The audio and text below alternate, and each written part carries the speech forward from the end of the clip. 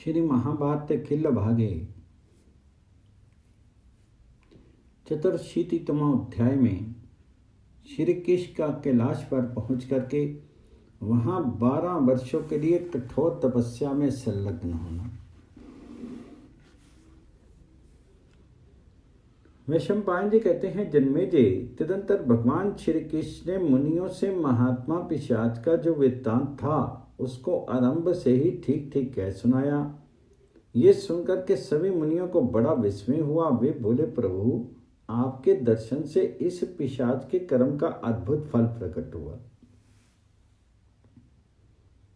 तत्पश्चात प्रीतिमानों के प्रीतम श्री हरि उस समय मुनियों ने अर्चना की। इससे वे बड़े प्रसन्न हुए। फिर निर्मल प्रभात काल में सूर्य उदय होने पर वे भगवान श्री कृष्ण गरुड़ पर आरूढ़ होकर के उत्तम कैलाश पर्वत को चले गए। जाते समय वे उन श्रेष्ठ मुनियों से कह गए कि आप लोग भी वहां पधारिएगा, जहां इस विश्व पर शासन करने वाले सिद्ध पुरुष व्रत का पालन करते हुए तपस्या करते हैं, जहां साक्षात कुबेर सदा भगवान शंकर जी की उपासना करते हैं, जहां वे हंसों का निवास स्थान मानस नामक महान सरोवर है, जहां भृंगी ऋषि नामक शिव पार्षद अपने आराध्य देव कल्याण स्वरूप भगवान शंकर जी की उपासना करते हैं और गणपति पद प्राप्त करके सदा महादेव जी के पास ही रहते हैं, जहां सिंह, सुअर, हाथी, बाघ और मृग सदा साथ साथ खेलते और एक दूसरे के हित में तत्पर रह करके जंगल की पैदावार पर ही संतोष करते हैं, जहां गंगा आदि समुद्र कामनी नदियां प्रकट हुई हैं, जहां विश्वनाथ भगवान शंकर ने ब्रह्मा जी के सिर पर उच्छेद किया था, जहां उत्पन्न हुए बड़े बड़े दैत्य प्राणियों के लिए दंड का काम देते हैं, जहां उमा सहित नील लोहित भगवान शंकर निवास करते हैं।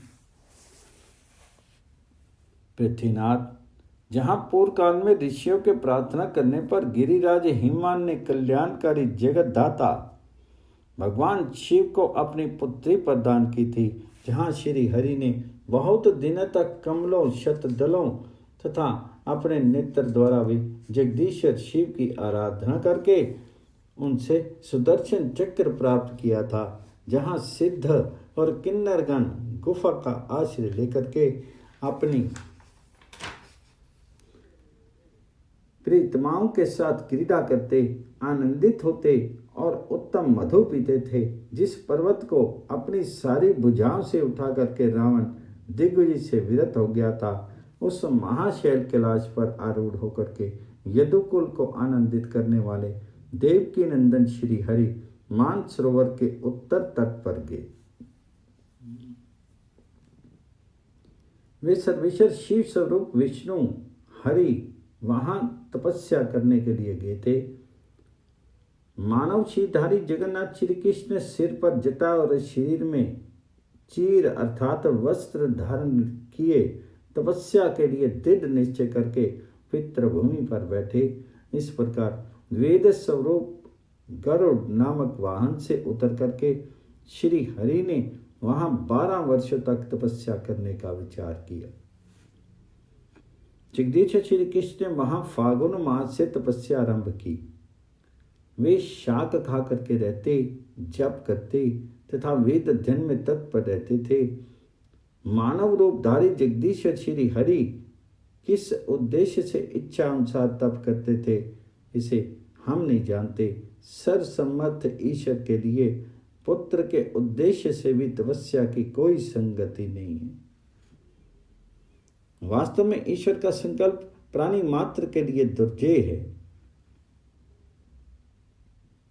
वे क्या सोच करके कौन सा कार्य करते हैं, ये जानना सभी के लिए कठिन है।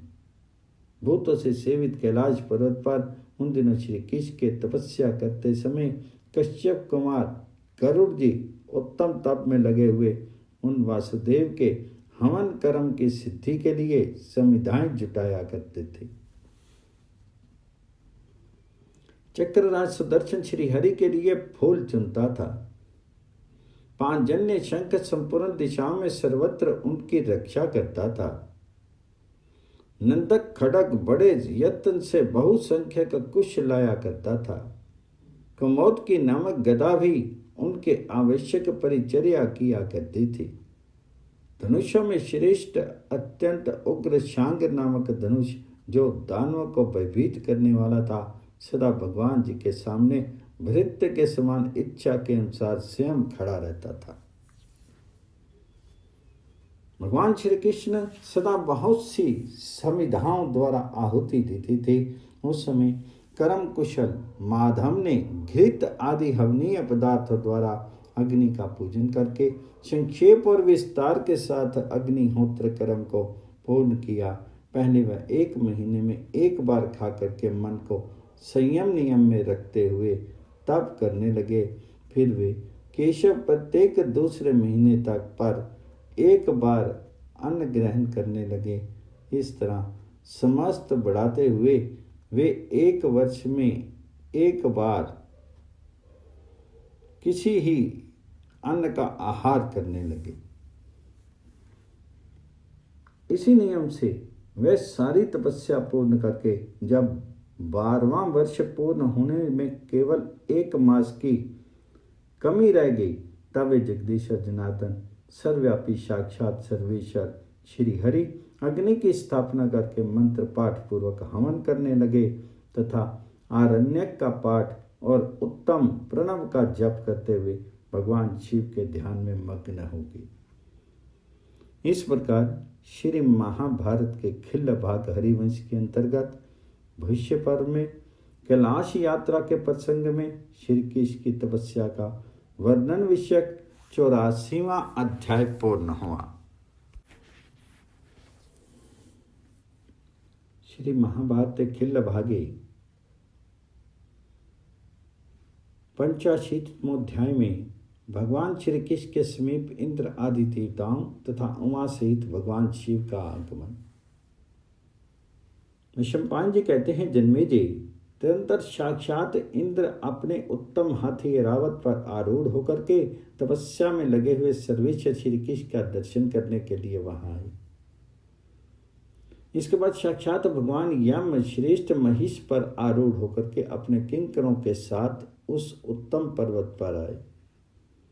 श्वेत छत्र से युक्त वर्ण हंस पर आरूढ़ होकर के अपने सेवकों के साथ वहां पधारे। उनके सेवक श्वेत चवर से उनके लिए हवा कर रहे थे। वे वरुण भी तपस्वी केशव का दर्शन करने के लिए कैलाश शिखर पर गए थे।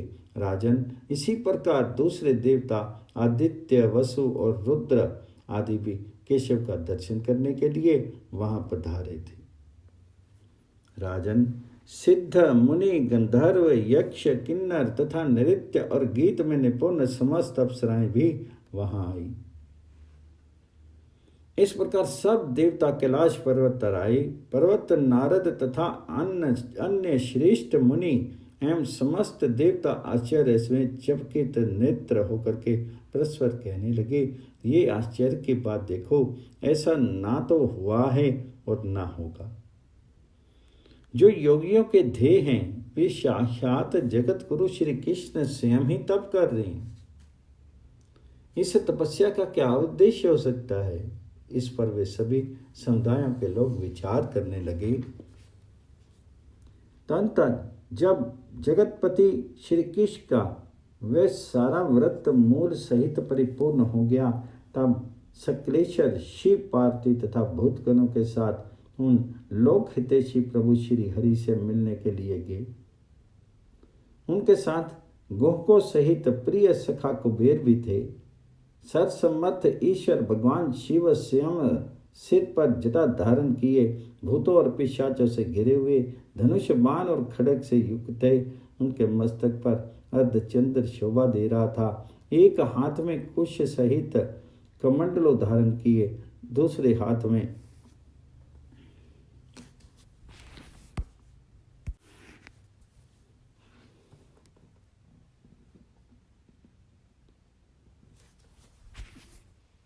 जलती मिसाल लिए तीसरे हाथ में विशाल डमरू धारण किए और चौथे हाथ में त्रिशूल लिए, गले में रुद्राक्ष की मालाएं धारण किए।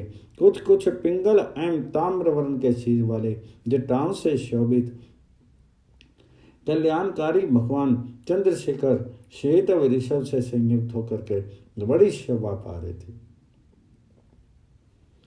उनका मुखमंडल की दृष्टि देवी उमा के उरोजों पर लगी हुई थी।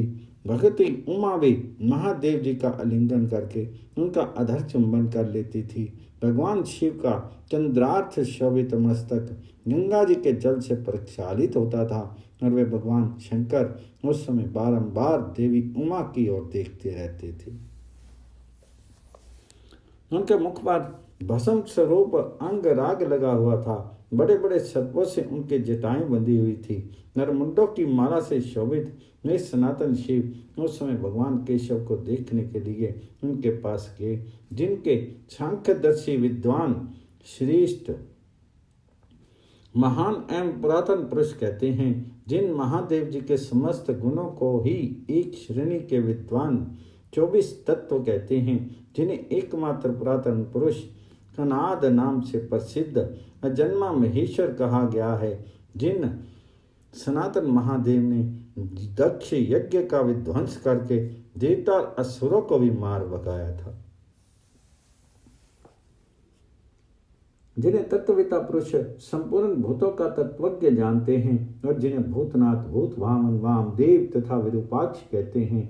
महादेव सहस्त्राक्ष, काल मूर्ति, चतुर्भुज, रुद्र, रोदन नामधारी और विशेष शिव कह करके पुकारते हैं, जिन्हें शिव भक्त पुरुष अपर में आधार रहित नग्न पार्श्वों से घिरा हुआ नागयुक्त अग्नितुल्य तेजस्वी विश्वेश्वर शांत स्वरूप आदि और सनातन शिव कहते हैं।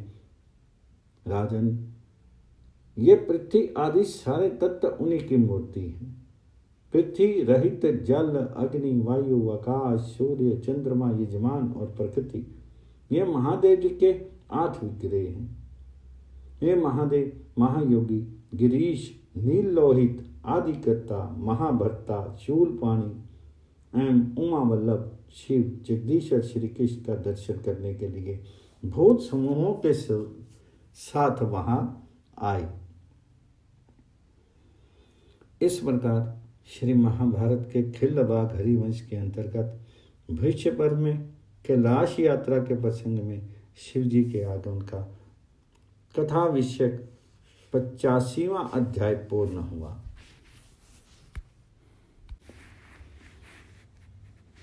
श्री महाभारत खिल्लभागे षड्शीतितमो अध्याय में पिशाचों, मुनियों और अप्सराओं के साथ उमा सहित भगवान शंकर का श्री कृष्ण के समीप गमन। विषमपान जी कहते हैं, जन्मेजय, उस समय भगवान शंकर के आगे सहस्त्रों भूत समूह चल रहे थे। घंटाकर्ण, विरूपाक्ष, कुंडधार, कुमुद्वय, दीर्घरोमा, दीर्घभुज, दीर्घबाहु, निरंजन, उरुनेत्र, शतमुख, शतग्रीव, शतोदर, कुंडोदर, महाग्रीव, स्थूलजीह, द्विबाहु, पार्श्ववक्त्र, सिंहमुख, 49 महाहनु, त्रिबाहु, महाबाहु, व्याघ्रवक्त्र और शितानन, ये तथा दूसरे भी बहुत से बड़े बड़े मुख और विशाल नेत्र वाले भूत नाचते, हंसते और परस्पर ताल ठोकते थे। इनके अतिरिक्त भी बहुत से घोर रूप और विकृत मुख वाले भूत थे।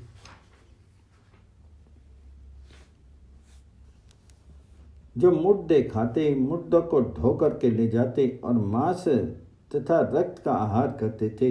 वे बहुत से शव शीघ्रतापूर्वक इधर उधर से ला करके खाते थे, भयंकर रक्त पीते थे और बहुत से शवों के टुकड़े टुकड़े कर डालते थे। वे सब के सब विस्तृत, विशाल और विकराल थे। उनके शीर में व्याप्त हुई नस नाड़ियां स्पष्ट दिखाई देती थी। वे नाना प्रकार के आकृति वाले भूत बड़े वीर थे। उन्होंने अपने शूलों के अग्रभाग में कितने ही मनुष्यों की लाशें पिरो रखी थी, कितने ही भूत नरमुंडों की मालाओं से अलंकित थे, कितनों ने अपने आप को अंतरियों के पाशों से बांध रखा था। कोई नगाड़े बजाते, कोई अट्टहास करते हुए पृथ्वी को प्रतिध्वनित करते थे कपाली, भैरव, जटिल और मुंडी, ये भांति भांति के विकृत मुख वाले 4 प्रकार के घोर पिशाच तथा अन्य मुनिवीर वहाँ परमेश्वर का ध्यान और अंगों सहित वेदों के विविध वाक्यों का पाठ करते थे। कोई कमंडलों में हाथ डाले हुए थे, कोई कुश लेकर के विचर रहे थे, कितने ही वस्त्र की जगह कुपीन मात्र धारण करते थे और कितनों ने सूती वस्त्रों से अपने अंगों को ढक रखा था। वे सब के सब भक्ति भाव से शिव संबंधी स्तोत्रों द्वारा भगवान शंकर की स्तुति करते थे। एक ओर तो मुनिगण थे और दूसरी ओर प्रमथगण। इसी प्रकार एक और सिद्ध और गंधर्व अपनी प्रीताम के साथ वहां आए थे। नृत्य कुशल गंधर्व कन्याएं नाचती और गाती थी। अन्यत्र विद्याधर गण कल्याणकारी भगवान शंकर की स्तुति करते थे। उनके आगे आगे चलती ही अप्सराएं नृत्य करती थी। इस प्रकार इन महाभयंकर पिशाचों, भूतों, किन्नरों, मुनियों और प्रमथगणों के साथ भगवान शिव उस स्थान पर आए जहाँ जगदीश्वर श्री कृष्ण अत्यंत कठोर तपस्या करते थे और जहाँ उनके दर्शन की इच्छा से लोकपालगण खड़े थे। लोक भावनी उमा और गंगा के साथ भगवान चंद्रशेखर वहाँ गए। संपूर्ण लोकों की उत्पत्ति के कारण भूत सर्वव्यापी भगवान भाव साक्षात प्रणव स्वरूप हैं। वे जटाधारी और कृतकृत्य हैं, उनका पराक्रम महान है। वे पिशाचों से घिर करके यथेष्ट भाव से श्री हरि का दर्शन करने के लिए गए। इस प्रकार श्री महाभारत के खिल्लभाग हरिवंश के अंतर्गत भविष्य पर्व में कैलाश यात्रा के प्रसंग में महादेव जी का आगमन विषयक 86वां अध्याय पूर्ण हुआ। श्री महाभारत खिल्लभागे सप्ताशीतम अध्याय में भगवान श्री कृष्ण द्वारा महादेव जी की स्तुति। वैशंपायन जी कहते हैं, जन्मेजय, इस तरह नाना प्रकार के भूतों, पिशाचों और सर्पों के साथ आकर के सबका कल्याण करने वाले वृष भवन भगवान रुद्र ने उत्तम तपस्या करते हुए दिव्येश्वर विष्णु कृष्ण को देखा। वे जगदीश्वर श्री कृष्ण भांति भांति के पवित्र द्रव्यों द्वारा विधि पूर्वक अग्नि में आहुति देते थे। सिर पर जटा और अंगों में चीर वस्त्र धारण किए बैठे थे। गरुड़ जी उनके लिए समिधा ला देते थे। चक्र फूल चुन लाता था, खड्ग कुशा लाया करता था तथा गदा भी उन देवादिदेव जनार्दन की आवश्यकता परिचर्या करती थी। वे इंद्र आदि देव समूहों तथा मुनिगणों से घिरे हुए थे। समस्त प्राणियों के लिए अचिंत्य वे भगवान श्री कृष्ण किसी अनिर्वचनीय ध्येय वस्तु का चिंतन कर रहे थे। उन्हें देखते ही ललाट नेत्रधारी प्रसन्न चित्त उमा वल्लभ भूत भावन भगवान शर्व अपने वाहन वृषभ से उतर पड़े। उस समय बड़े प्रसन्न थे। तदंतर भूत, पिशाच, राक्षस, गुहक तथा ब्राह्मणों में श्रेष्ठ मुनिगण वहां जय जय जयकार करने लगे। देव जगन्नाथ आपकी जय हो, रुद्र स्वरूप जनार्दन आपकी जय हो, इंद्रियों के प्रेरक सर्वव्यापी नारायण आपकी जय हो, सबको आश्रय देने वाले रुद्रदेव आपकी जय हो, पुनात देव हरीश्वर आपकी जय हो, आदिदेव जगन्नाथ आपकी जय हो, शंकर सबके पालक एवं उत्पादक देव आपकी जय हो, कौस्तुभ मणि से उद्भासित अंग वाले नारायण आपकी जय हो, भस्म में अंगराग से विराजमान शिव आपकी जय हो, हाथों में चक्र और गदा धारण करने वाले नारायण आपकी जय हो, शूलधारी त्रिलोचन आपकी जय हो, मोतियों की माला से उद्भासित अंग वाले श्री कृष्ण आपकी जय हो, नागहार से विभूषित महादेव आपकी जय हो। इस प्रकार स्तुति करके उन समस्त मुनियों ने वहां श्री हरि को प्रणाम किया। उस समय वृषभध्वज, विरूपाक्ष एवं नील लोहित रूप वाले पापहारी ईश्वर शंकर देव को वहां उपस्थित देख करके श्री कृष्ण का चित्त हर्ष से खिल उठा और उन्होंने महादेव जी की स्तुति आरंभ की। श्री भगवान बोले, जिनके कंठ में हालाहल विष है। अतः जो नीलग्रीव नीलकंठ कहे गए हैं, विधा अर्थात जगत के श्रेष्ठता, दीप्तिमान तथा उपवास व्रत में तत्पर उन महादेव जी को नमस्कार है। हर आप सेचन करने में समर्थ हैं, आपको नमस्कार है। आप गदाधारी हैं, आपको नमस्कार है। ये संपूर्ण विश्व आपका शरीर है, आपको नमस्कार है। आप वृषभ रूपधारी धर्म हैं, आपको नमस्कार है। आप अमूर्त देवता तथा पिनाकधारी हैं, आपको नमस्कार है। आप कुब्ज कूप में निवास करने वाले और कल्याण स्वरूप शिव हैं, आपको नमस्कार है। आप संतुष्ट रहने वाले, मुख स्वरूप तथा दुष्टों की हिंसा करने वाले हैं, आपको नमस्कार है। आप पर्वत पर शयन करने वाले शांत स्वरूप शिव हैं, आपको बारंबार नमस्कार है। आप हर हिप्र अर्थात रेचक एवं पूरक रूप तथा हरिहर स्वरूप हैं, आपको नमस्कार है, नमस्कार है। आप अघोर घोर तथा घोर अघोर प्रिय हैं, आपको नमस्कार है। आप घंटा रहित घंटा युक्त तथा घटी घट स्पष्टता के भी स्पष्टता हैं, आपको बारंबार नमस्कार है। आप पर्वत पर शयन करने वाले शांत स्वरूप शिव हैं, आपको बारंबार नमस्कार है। आप विरूप रूप धारण करने वाले हैं, क्षेत्र स्वरूप तथा असुरों के तीनों पुरों का नाश करने वाले हैं, आपको नमस्कार है। आप सबके आदि बीज परम पित्र तथा अष्टमूर्तिधारी हैं, आपको नमस्कार है।